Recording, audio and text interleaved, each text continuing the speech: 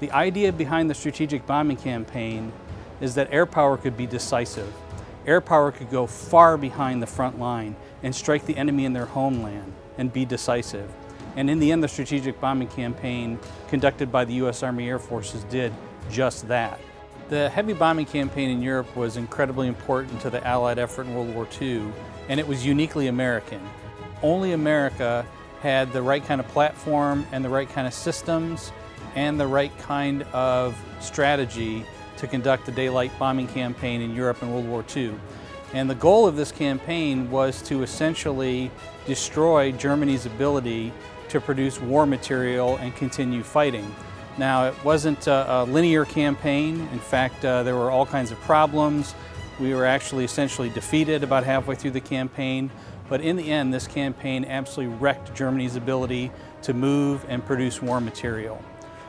The reason why this campaign was uniquely American was in part because of the platforms that we used, namely the B-17 and the B-24. Those two aircraft had turbo-supercharged engines, and the United States was the only country in World War II that used turbo-supercharged aircraft in large numbers.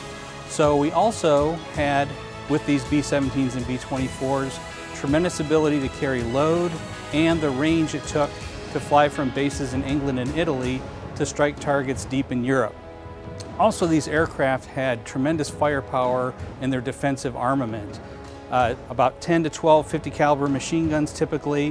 While this wasn't enough for the bombers to fly these missions on their own, it did take fighter escort to be fully successful. They did shoot down a number of German fighters during the campaign. The strategic bombing campaign had a huge impact on Allied victory in Europe, but it came at a tremendous price. There were more than 30,000 Army Air Forces heavy bomber crewmen who were killed in combat. Now, that's an extraordinary number, and it's not well understood or known the tremendous sacrifice of our heavy bomber crewmen. Early in the bombing campaign, for the first year or year and a half or so, the odds of finishing a tour were only about 1 in 4. And those other 3 airmen would have been shot down and captured, or would have been killed, or would have been wounded so badly they couldn't continue their tour. And that's at a time when 25 missions meant a ticket home. So the odds of even finishing 25 missions were only about 1 in 4 for that early part of the campaign. Another example of the cost is just how many of these heavy bombers that we lost. No other country could produce aircraft like the United States.